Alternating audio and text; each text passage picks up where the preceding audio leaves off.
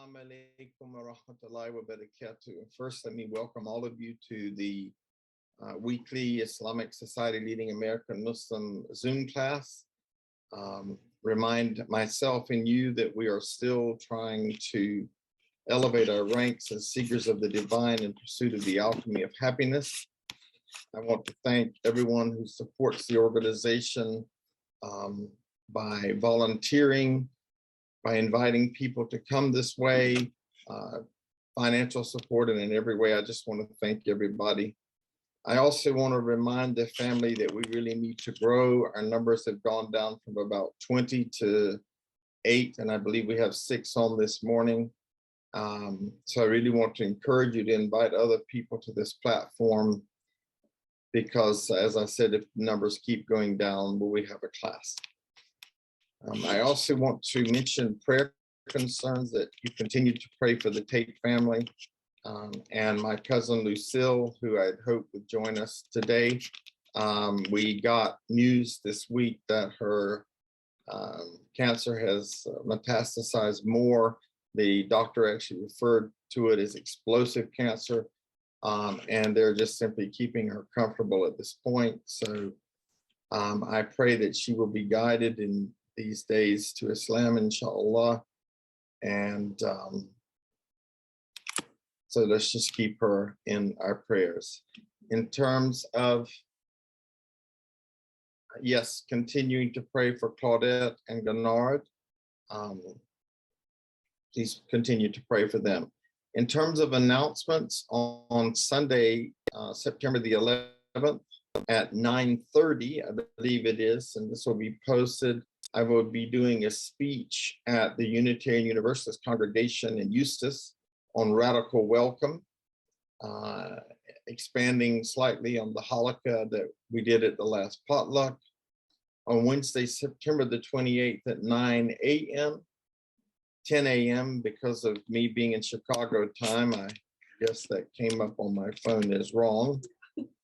Okay, at 10 a.m., we will be conducting the Faith Club at the First United Methodist Church in Claremont. I will be the narrator, and Naran will be Rania, one of the actresses, one of 3 of the actresses in this Reader's Theater. We will be, inshallah, performing the Faith Club again on Saturday, October the 8th at 3:00 p.m. at the Unitarian Universalist congregation of Lake County, and that's actually 4 p.m. So my calendar is completely messed up because of travel. And that's at the Unitarian Universalist congregation in Lake County on 1235 Mount Homer Road in Eustis. So inshallah, this will be posted, but we wanted you to know that we are actively doing da'wah. This week, we are visiting our oldest daughter, Nasiha, and her husband, John, and our grandson, Atlas, here in Chicago. But I did not want us to miss having some spiritual food, so I elected to do the class remotely. And alhamdulillah, nahmaduhu wa nasta'inuhu wa nastaghfiruh wa na'udhu billahi min shururi anfusina wa min sayyiati amalina.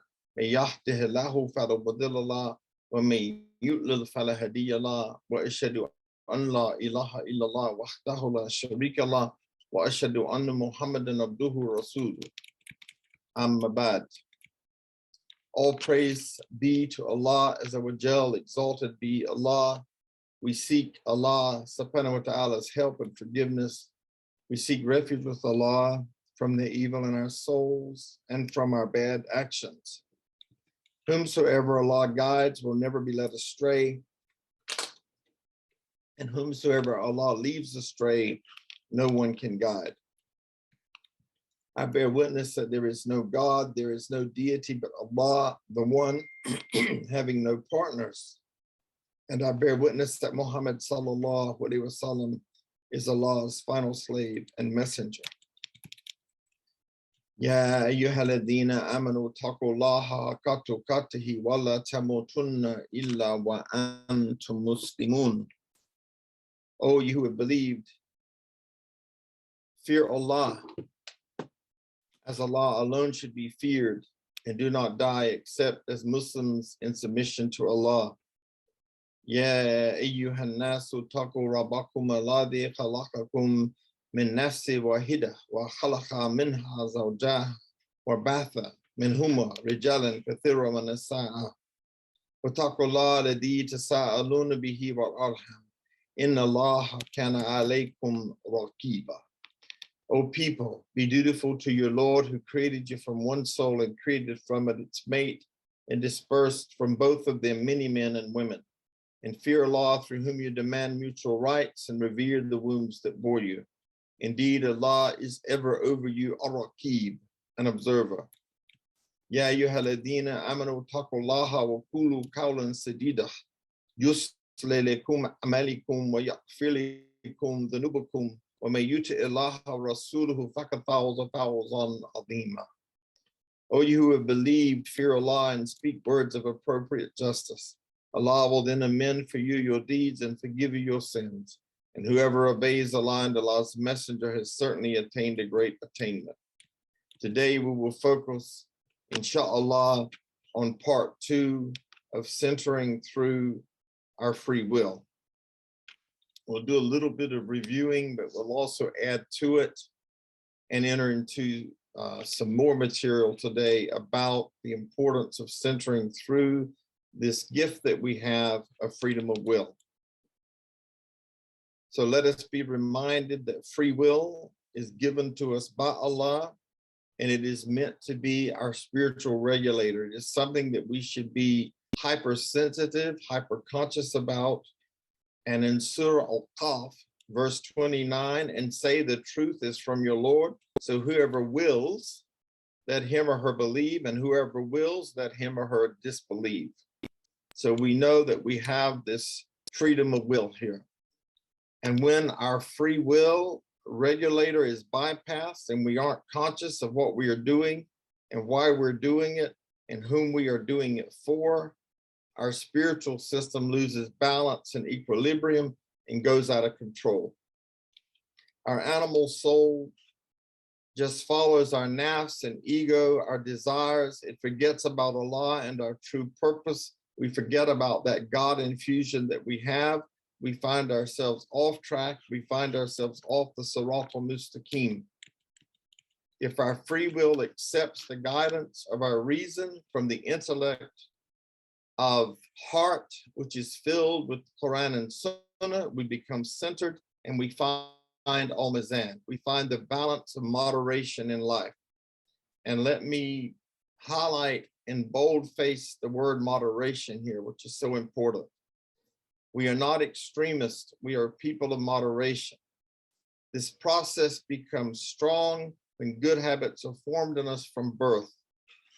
And be that our biological birth or our rebirth in Islam, if we implement, practice, and surrender to Islam and the teachings of Islam in our living and in our dying, we will manifest positive and influential things on this horizontal earthly plane.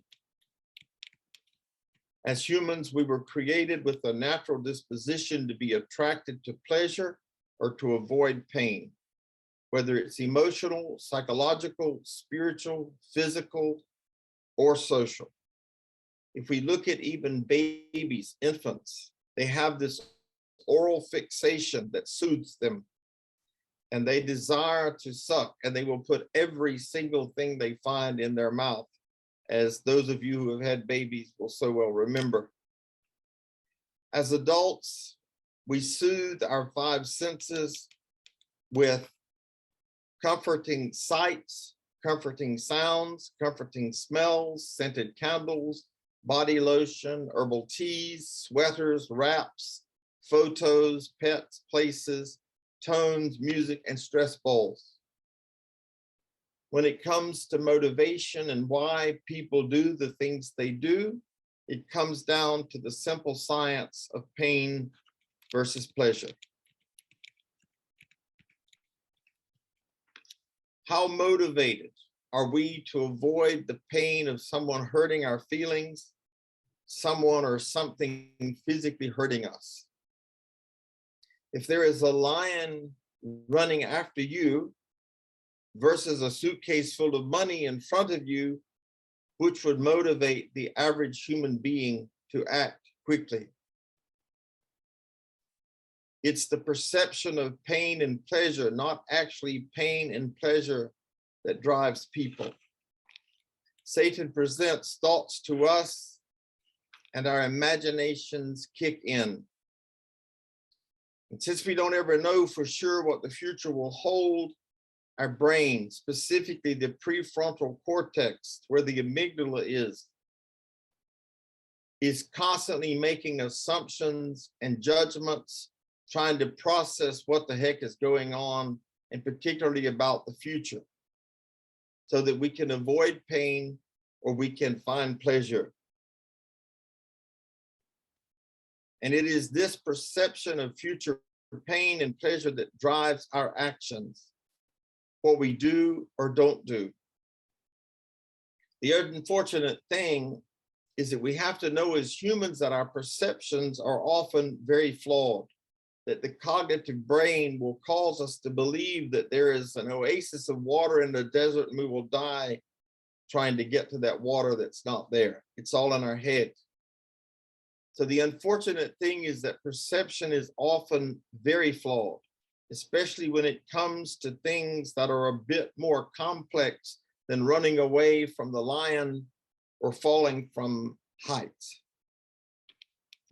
It's interesting because in cognitive behavioral science or therapy called CBT, we've actually defined 15 cognitive distortions, exaggerated patterns of thought that are not based on facts. They're not based on truth.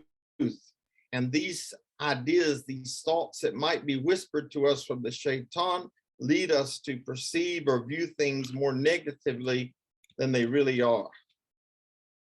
And all of these thoughts, remember the cognition, the affect, and the behavior, they lead and result in uncomfortable states of being. We filter things based on our desires. We polarize based on perception. We overgeneralize, discount the positive. We jump to conclusions. We catastrophize. We personalize. We try to control everything. Thus, we hear the term control freak. We entertain fallacies of fairness when we don't have all the facts. We blame, we should on people. You should do this, you should do that, you shouldn't do this, and you shouldn't do that. We reason emotionally, not based on the facts, but just how we feel about it. We have fallacies of change. We globally label things. And then we have the always being right cognition or way of thinking. These distortions actually convince us to believe negative things about ourselves and the world that are not necessarily true. Our thoughts have a great impact on how we feel and how we behave. So again, I will remind you that Imam Ghazali talks about Islam is the traditional psychology, the traditional study of the soul, and he talks about the cognitions, the behavioral affect that they bring to us, and then the behavior that results from them. So when we treat negative thoughts, and remember thoughts come from the whisper or perceptions as facts, we might see ourselves and act in ways based on faulty assumptions, not on the truth of Quran and Sunnah. Our biases and strong opinions, they skew our sense of reality, often creating a state of dis-ease, and they result in destructive behavior. And I call this stinking thinking or negative stinking thinking. And then the human being is prone to mental filtering. And it's when one drains and strains all positives in a situation and instead dwells on the negatives. They only can see the negatives. They are blind to the whole picture. And I'll give an example. It's performance review time at your company and the manager compliments your hard work numerous times. In the end, they make one improvement suggestion. You leave the meeting feeling miserable and dwell on that one suggestion and ruminate on that one suggestion all day. Sometimes we filter out all the positive aspects of a situation and magnify the negative details. We also have a cognitive distortion called polarized thinking, where we see things as black and white, good or bad. There's no gray, there's no in between. As a matter of fact, polarized thinking is a key criteria of borderline personality disorder. Either somebody is perfect or they are a failure. Polarized thinking are misunderstandings that lead to dysfunctional emotional states and behavior. In polarizing, we generalize without examining the data, without using tadabbur and tafakkur, without contemplating. We just react to a feeling that we have, and we just react, and that's our behavior. When we have polarized thinking, thinking that is not the way that Allah and the Messenger encouraged us to think, we are people that think in terms of always, never, every time, everything, and nothing thinking. That is simply a lie from the shaitan. It is an all or nothing at all kind of thinking, and it's an extreme simplification of the reality of life. Your coworker is a saint until they eat your sandwich that you put in the refrigerator, and then you can't stand them. This is just an example of that kind of thinking. We as humans overgeneralize, and overgeneralization is another cognitive distortion that we get a whisper, a thought. It's a distorted way of thinking that results in some pretty significant wrong assumptions. A great deal of emotional pain is caused by distortions such as overgeneralization. The whole world does this. Well, everybody does this. Overgeneralization is often implicated in clinical depression, anxiety disorders, and anger management problems, simply because we believe in a way that is not supported by truth or by even the facts. And an example of overgeneralization is we go on a job interview, and upon finding that we didn't get the job, we conclude that we will never get a job. We feel hopeless about our career and our future. And of course, this leads to sadness and depression. It's through overgeneralization, we come to a general conclusion based on a single incident, an isolated negative event or piece of evidence, without further research, without contemplation, and turn it into a never-ending pattern of loss and defeat. With overgeneralization, words like always, never, everything, and nothing are the predominant words in our trains of thought. You speak up at a meeting and your suggestions are not included in the project. You leave the meeting thinking, I ruined my chance for a promotion. I never say the right thing. We're running late for work, and on the way there, we hit a red light. And then we were thinking, just nothing ever goes my way. And we all know how this kind of thinking affects us so adversely and creates such disease in us, such despair and distress. And then we mind read without one even saying anything.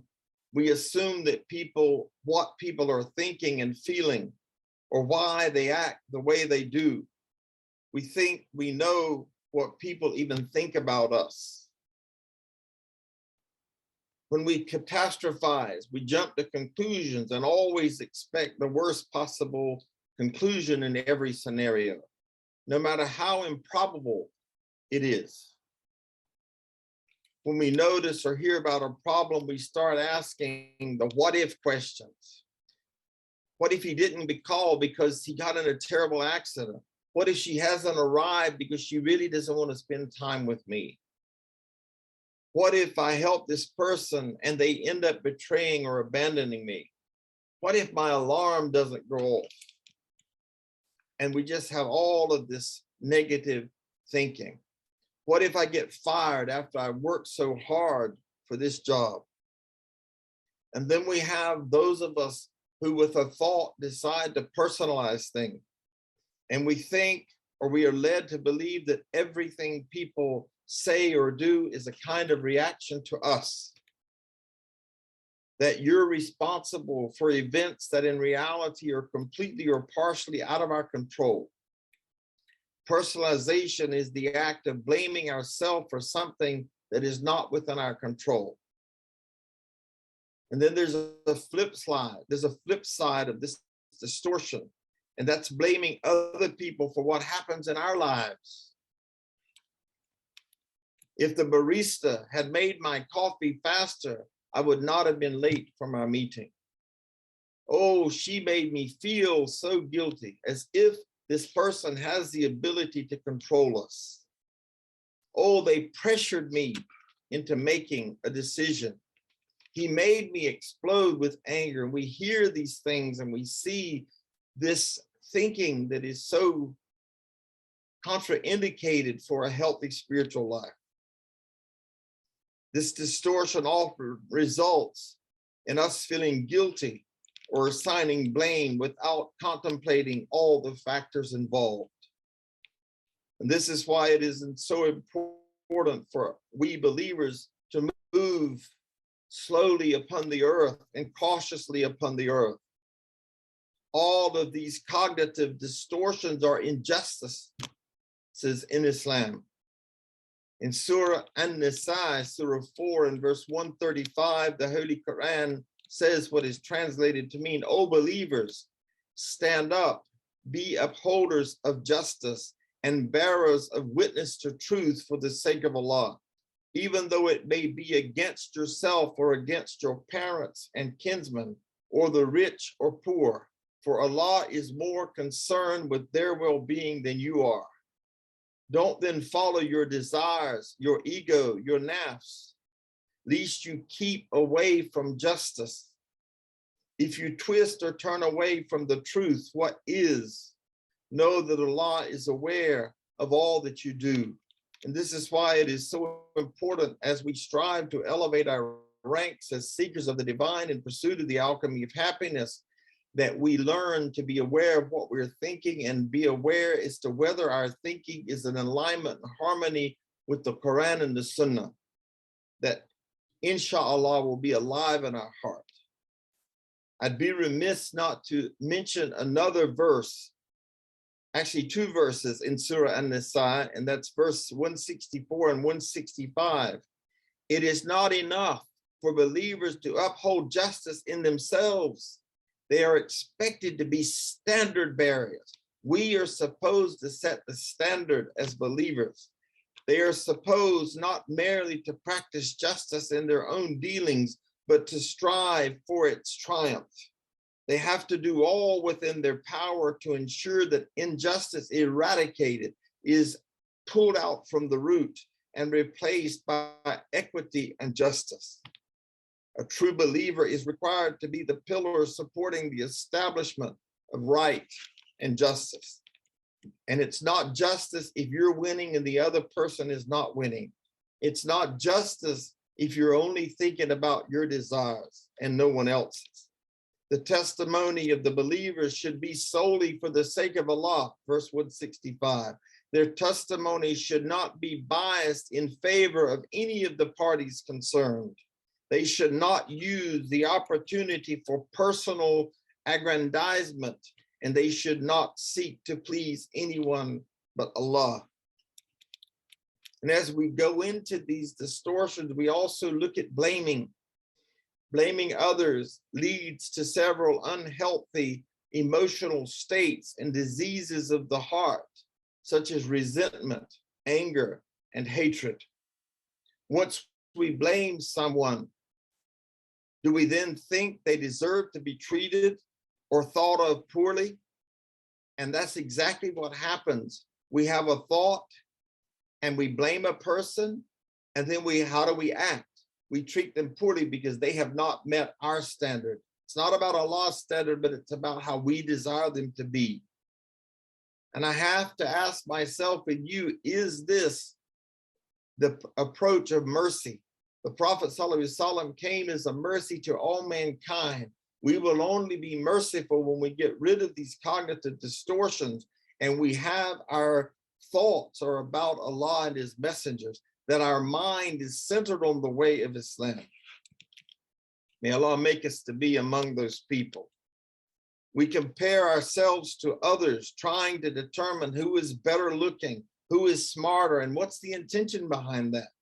To make us feel good about ourselves? The best way to feel good about yourself is to be confident that you are doing what you were born to do, that you are here surrendering to Allah in the way of Islam. And then we have control fallacies, another irrational way of thinking one feels eternally controlled. We see ourselves as helpless victims of fate. Those with control fallacies often blame others. They blame luck, the weather, or other external sources for negativities that happen in their life. They never accept personal responsibility. On the other hand, having the fallacy of internal control makes one feel responsible for what others are going through or the pain and happiness of everyone around us. In the fallacy of fairness, we feel resentful because we think we know what is fair, but others do not agree with us.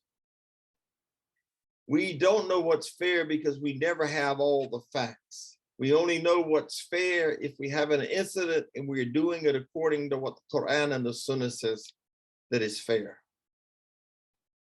In blaming, we hold other people responsible for our pain. How is that a justice? In shooting on people, making them feel guilty, we have a list of ego-oriented rules. They're not based on Quran and Sunnah, they're our own rules. And condemnation about people that don't follow our rules, about how everyone should act. If someone breaks a rule, it angers people extremely. And if we violate a rule, we beat ourselves up and feel so guilty. It is important for us to realize that pain and pleasure are modulated by time. What do I mean by that? Not only are we trying to avoid what we perceive to be painful and get what we perceive to be pleasurable, but timing also matters. We are focused on avoiding immediate pain, and we are trying to attain immediate pleasure. The closer something is to this moment, the more pain or pleasure we attach to it. Therefore, pain tomorrow is not as powerful as a force as pain today. Pain in a decade is far less motivating or demotivating than the pain a week from now. And this is precisely why most human beings have such a hard time saving money.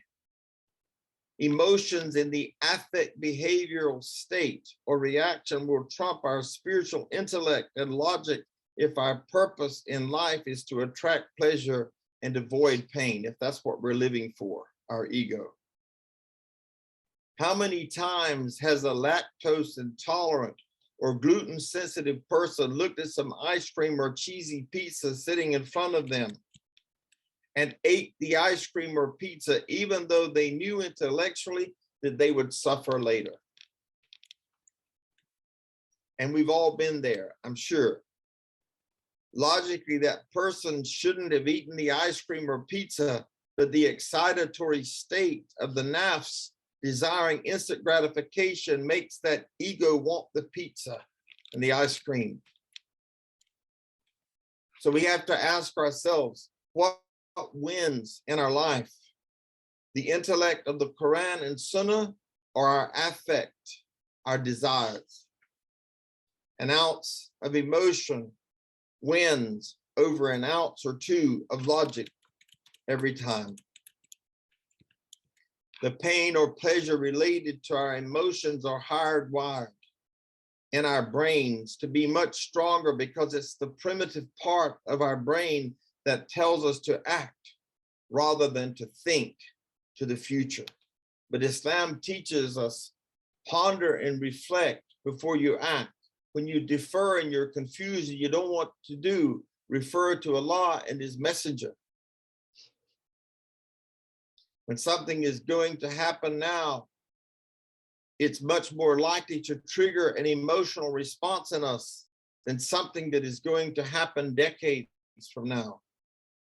When they look at survival versus desire within the pain and pleasure principle, the desire to consume sugar or other addictive foods is the perfect example of something that is absolutely hardwired. If you love cookies and someone puts a cookie in front of you, you are instinctively driven to eat the cookie.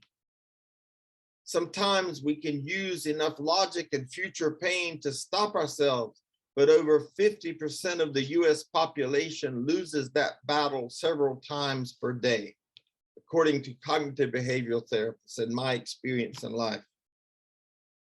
We are hardwired to eat sugar to stay alive, and while processed foods are only 100 years old, started being produced in the 1920s, our genetics are over 100,000 years old.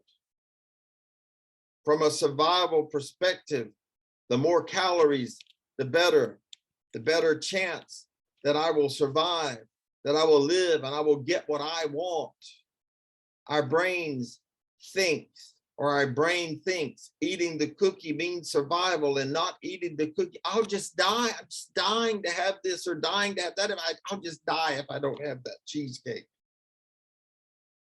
So without the particular guidance of the Quran and Sunnah and knowing Allah, there is no real peace. There's almost always turmoil and fighting that battle of desire. And the Prophet ﷺ said, the thing that I fear the most for my people is that jihad of the nafs, that struggle of the desire. We know that the heart does not find rest except in the remembrance of Allah subhanahu wa ta'ala. Without this, we become prone to negative traits, and our free will is not inclined towards choosing positive traits or attributes. It is motivated by our natural disposition of attraction to pleasure, the original goal of which is to preserve the species physically. However, when it is unregulated, even our species is threatened by over, under, or undeveloped eating, sexing, drinking, and so forth. These things encrust our hearts and the mirror by which we see ourselves. We become alienated from our natural disposition, the natural fitra, the God infusion that was given to us in 120 days in gestation. And we lose all sense of identity and direction. Our identity is the fitra. Our identity is that natural inclination to serve Allah. So we forget that God infusion. We forget the testimony that we made in the soul world that we would serve none other than Allah Azza wa Jal, exalted be Allah. We readily then forget our original goal of submission to the will of Allah by completing the perfection of nature in its mode of operation, that is, being conscious of and elevating ourselves as seekers of the divine. Our free will naturally disposed to be free to choose or not to choose to submit to the will of God is no longer free, but enslaved by our animal souls, affective and behavioral systems. And this leads to the tyranny of self in complete opposition to the original natural disposition of our free will to being just, according to Allah and his messenger. Sallallahu alayhi wa sallam. Since we don't focus and learn to master the self, our nafs, which can only be done through the particular guidance of divine revelation, Quran and Sunnah, we desire to have, do, and be everything else. If I can just have this, then I'll be happy. If I could just do this, go to China, go here, go there, I'd be happy. If I could just have, do, or if I could just be Michael Jordan or somebody else that we might idolize, I'll have everything. What a delusion, what a lie. Since it is impossible, we lack the power to achieve that. We seek knowledge of created things in order to master something. We just want to master something. We get lost in things and the knowledge of things. We lose ourselves in them. We strive to be or to bring others under our control, to micromanage them and to make them subject to our will. And when we can't do that, we go outside ourselves and focus on things outside our jurisdiction, like the crushing depths of the sea, the mines in the earth, jinns and angels. Instead of focusing on purifying ourselves, instead of focusing on what's going to matter for us eternally, we focus on the temporal things. And since we are incapable of all of this, we try controlling or arranging the chess pieces of the universe.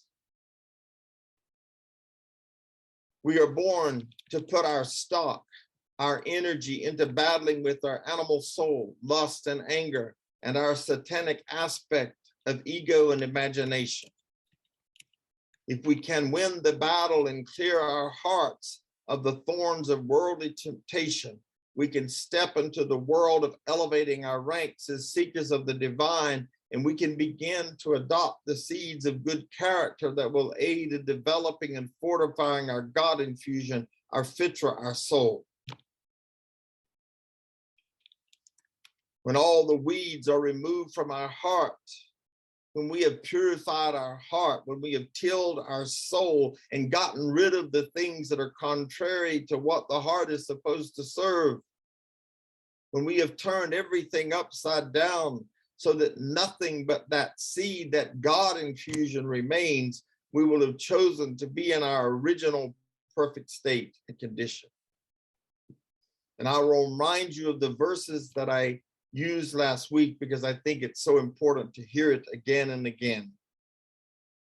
That seed will only be wasted if we let it be wasted. Because Allah subhanahu wa ta'ala in Surah 42 verse 40 said, whoever desires the harvest of the hereafter, we increase for him or her, we increase his or her harvest. In Surah 29 and 69, and the one who have striven, the ones who have striven in our way, literally in us, indeed, we will definitely guide them to our ways, and surely Allah is indeed with the fair doers. This creates the conditions for one to develop angelic qualities that will replace the satanic ego ones. Our essence is of the angels. We came from the soul world. We were created to be servants of God, not servants of the self, not servants of the desire. Every created thing we master in this world distances us from being in conformity with the angels. Allah is pure, and Allah only accepts that which is pure, and we find this in Hadith Qudsi. When going to that place, that angelic place, the place or station of the angels, one must become of their fitra character and not carry any attributes from this place. The signs of good character are those which Allah Azza wa Jal has described concerning the believers, and they are found in the first 10 verses of chapter 23 of Suratul Mutmainah. Certainly will the believers have succeeded those who are during their prayer humbly submissive, and they who turn away from ill speech, and they who are observant of zakah, and they who guard their private parts, except from their wives or those their right hand possess. For indeed they will not be blamed, but whoever seeks beyond that, their desires, then those are the transgressors, and they who are to their trust and their promises attentive, and they who carefully maintain their prayers, they are the inheritors. And in verse 112 of Surah Tawbah, such believers are the repentant, the worshipers, the praisers of Allah, the Sa'id, the travelers for his calls, those who bow and prostrate in prayer, those who enjoin what is right and forbid what is wrong, and those who observe the limits set by Allah and give good tidings to the believers.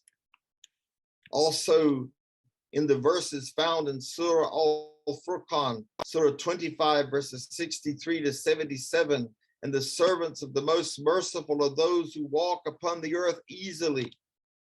And when the ignorant address them harshly, they say words of peace as commanded by Allah, not what their desires want to do. And those who spend part of the night to their Lord, prostrating and standing in prayer. And those who say, our Lord, avert from us the punishment of hell. Indeed, its punishment is an ever adhering.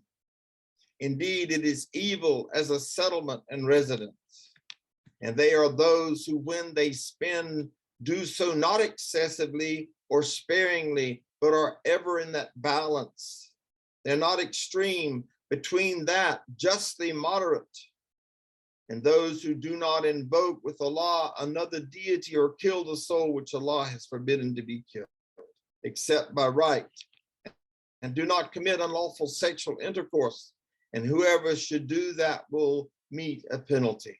Multiplied for him is the punishment on the day of resurrection, and he or she will abide therein humiliated, except for those who repent, believe and do righteous works. For them Allah will replace their evil deeds with good, and ever is Allah forgiving and merciful. And he or she who repents and does righteousness does indeed turn to Allah with accepted repentance. And they are those who do not testify to falsehood, and when they pass near ill speech, they pass by with dignity. And those who, when reminded of the verses of their Lord, do not fall upon them deaf and blind. And those who say, our Lord, grant us from among our wives and offspring comfort to our eyes, and make us an example for the righteous. In order to be an example for the righteous, we have to be aware of our thoughts and where they come from. Those will be awarded the chamber for what they patiently endured, and they will receive therein with greetings and words of peace, abiding eternally therein. Good is the settlement and residence. Say, what would my Lord care for you if not for your supplication? For you disbelievers have denied, so your denial is going to be adherent. So even with angelic qualities, one needs to keep to moderation in order to complete and perfect human nature. In the same manner, all character has two aspects.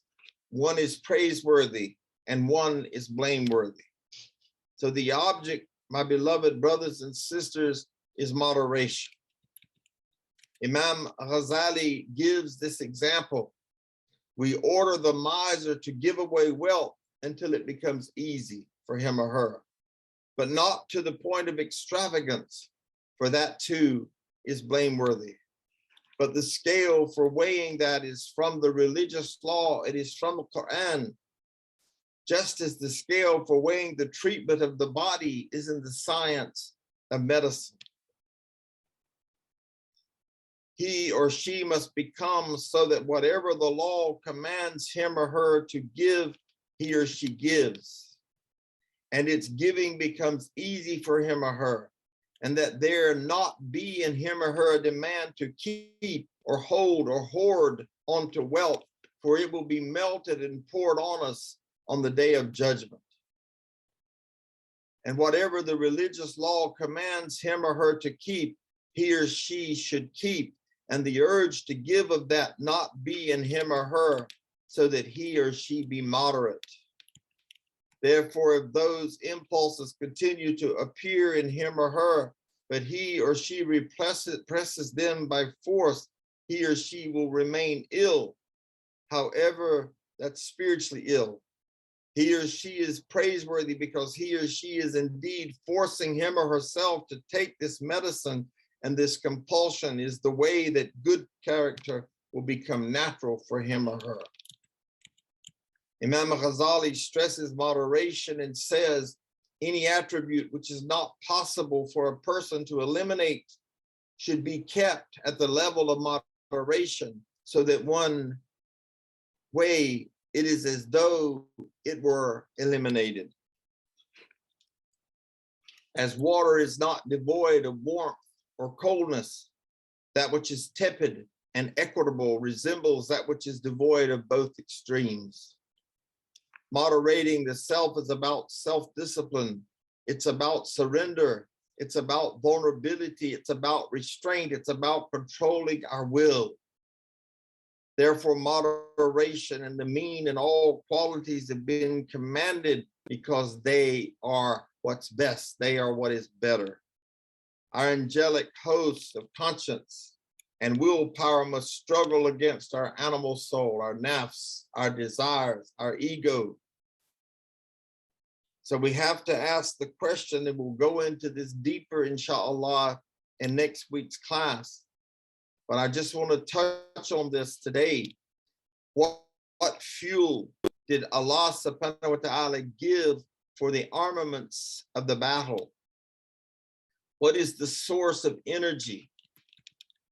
According to traditional psychology, the study of the soul, according to Islam, according to the Quran and the Sunnah, and if we look at it even in medicine, energy in our liver undergoes successive processes of sublimation or control in our heart and brain. The purity of this energy and according to the function it performs as natural, vital, or nervous energy serves a group of powers of nature in its mode of operation. So we know that vegetal function promotes nutrition, growth, and reproduction. The nutritive function works by a number of subordinate systems. We retain, we digest, we assimilate, and we expel it. The energy for the vegetal functions originates in our liver, where our humors are as well, so well known today in Chinese, Indian, and ancient Greek methods of alternative medicine. During the time of Hippocrates, 460 to 377 before the Christian era, the concept of body humors developed. So think about this timing, my beloved brothers and sisters. Prior to this time, illness was seen as a spiritual problem. An evil spirit had entered into someone, creating various symptoms.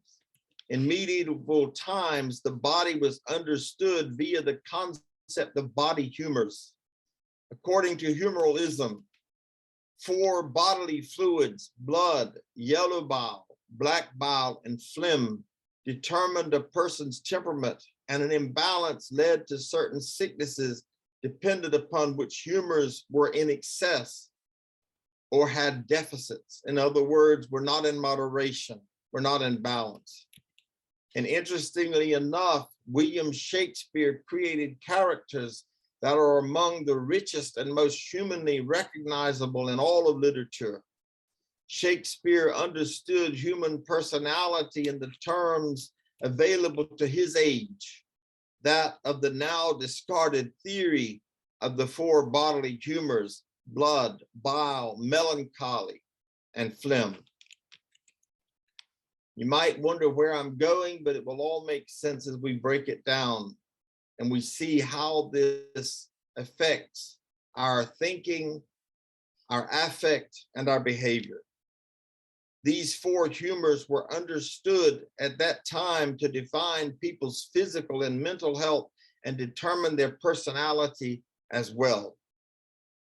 The language of the four humors pervades Shakespeare's plays, and their influence is felt above all in a belief that emotional states are physically determined. Carried by the bloodstream, the four humors bred the core compassions of anger, grief, hope, and fear. And we know that Imam Ghazali talks about how anger travels as the shaitan traveling in the bloodstream. The emotions conveyed so powerfully in Shakespeare's comedies and tragedies. Today, neuroscientists recognize a connection between Shakespeare's age and our own in the common understanding that emotions are based in biochemistry and that drugs can be used to alleviate mental struggle and suffering. Imam Ghazali said, our humors move by natural energy through the veins carrying sustenance to the body, performing the task of the vegetal system. So if we look at traditionalists like Ibn Sina or Avicenna, as it is so often called, the Persian polymath, physician, and philosopher of the era or the circa 980 to 1037 of the Islamic Golden Age, he said that we contain four humors. Humors are akhlat, or bodily fluids, is that fluid, moist, physical substance into which our ailment is transformed. That part of the ailment that has the capacity to be transformed into body substance, either by itself or in combination with something else, thereby being capable by assimilation by the members of organs and completely integrated into the tissues, is the healthy or good humor. It is what replaces the loss which the body substance undergoes. Primary fluids are the sanguineous humor, blood, the serous humor, phlegm, the bilious humor, yellow bile, and the atrabilious humor known as black bile. Imam Ghazali addresses each of these, and this is where we will, inshallah, pick up in next week's class. So I ask Allah subhanahu wa ta'ala to open our hearts, to open the ears and eyes of our understanding, to give us the understanding, the marifat, the experiential knowledge, the gnosis of the Quran and the Sunnah, so that we would materialize, that we would internalize, that we would realize a lifestyle that is according to Allah's messengers' traditions and according to the Quran, inshallah.